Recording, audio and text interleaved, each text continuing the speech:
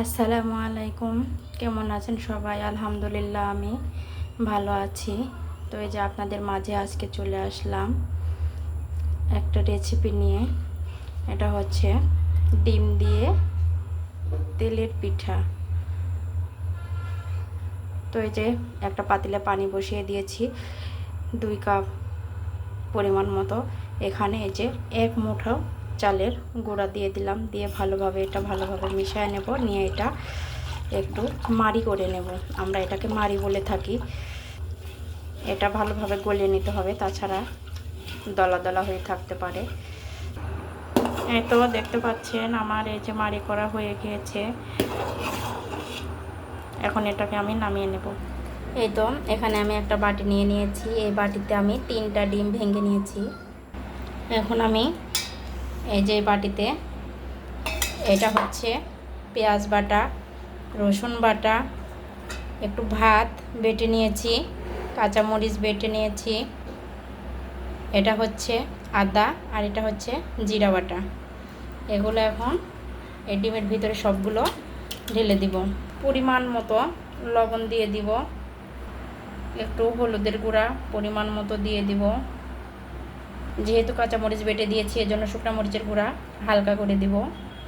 এটা এখন ভালোভাবে আমি হাত দিয়ে মাখায় নিব, যাতে ডিমগুলো ভালোভাবে হয়ে যায় আর মশলাগুলো ভালোভাবে মিশে যেন যায়।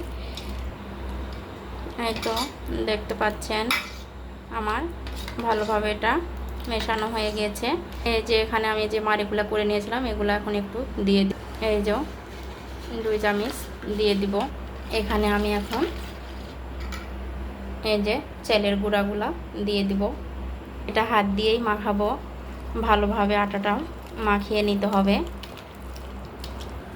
এই তো দেখতে পাচ্ছেন মাখানো আমার কতটা গাঢ় হয়েছে।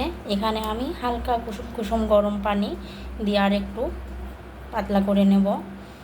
এটা যত মাখাবেন তত ভালো হবে, নরম হবে, ফুলকো হবে। এখন আমি চুলায় কড়াই বসিয়ে দিয়েছি। এখানে আমি তেল দিয়ে দিব, একটু বেশি করেই তেল দিতে হবে। এই যে দেখতে পাচ্ছেন আমার এটা আটা কতটুকু ঘনত্ব হয়েছে, এভাবে আপনারা করে দেখবেন। এই যে আমার তেল গরম হয়ে গিয়েছে। এখানে আমি 1 চামচ এখানে দিয়ে দিব।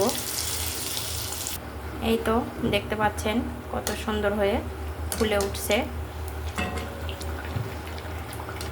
এই তো এটা এখন আমি তুলে নিব।